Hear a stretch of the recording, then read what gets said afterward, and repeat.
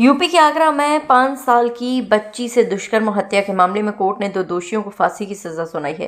विशेष न्यायाधीश POCSO act Sonika Chaudhary ने 2 आरोपितों को दोषी माना। कोर्ट ने दोनों को फांसी की सजा सुनाई है। 2024 में हुई इस घटना में 2 लड़कों ने एक बच्ची की गैंगरेप कर उसकी हत्या कर दी थी। दोषियों ने इसके बाद पीड़िता के पिता को फोन कर फिरौती भी मांगी थी। पीड़ित पिता ने बाढ़ थाने में केस दर्ज कराया था। 18 महीने के बाद आए इस फैसले में कोर्ट ने दोनों दोषियों को दोषी माना। आगरा में वर्षों बाद किसी अपराधी को फांसी की सजा दी गई है। जज का फैसला सुनकर कोर्ट में ही रोने लगे बलात्कारी, हाथ जोड़कर मांगने लगे माफी।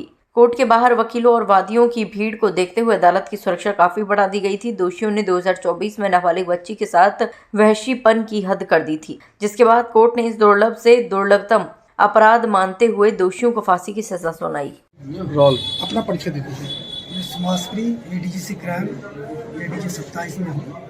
इस मुकदमे की पैरवी मेरे और मेरे साथी विजय कृष्ण लवानिया एसपी के द्वारा की गई।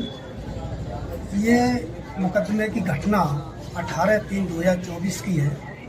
वादी की पुत्री 5 वर्षीय पुत्री गांव के पास ही नहर पर खेल रही थी।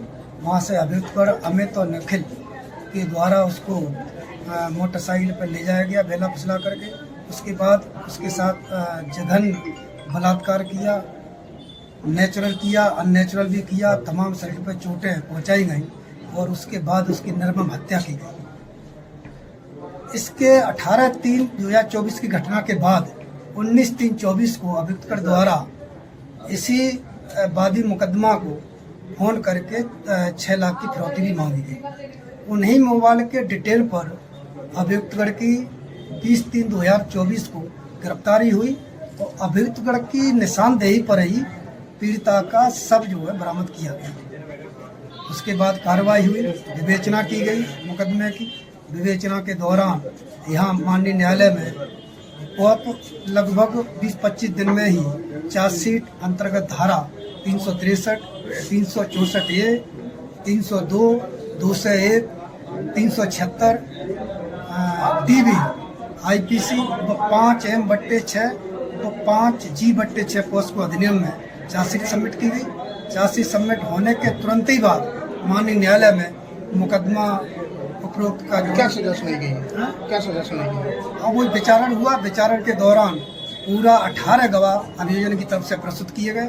पूरे मुकदमे को साबित करते हुए उपरोक्त मामले में माननीय न्यायालय द्वारा दोष सिद्ध करते हुए आज माननीय न्यायालय के द्वारा दोनों अभियुक्तगणों को फांसी की सजा सुनाई गई। और मैं समझता हूँ मैं माननीय न्यायालय का बहुत बड़ा आभारी हूँ कि उनके द्वारा 2024 में फांसी की सजा की गई और पुनः आज उसी महीने में और उसी दिन को फिर दोबारा 2 अभियुक्तगणों को फांसी की सजा सुनाई गई है। इससे देश में बड़ा एक संदेश जाएगा कि ऐसी जघन्य मामलों में अगर इस तरह की सजा होती रहेगी तो मैं समझता हूँ तो वो जो कलकत्ता जैसी मेडिकल छात्रा के साथ जो जजमेंट हुआ, जो घटना हुई, उसके आलोचना हुई और ऐसे जजमेंटों की चर्चा होगी और सराहना होगी।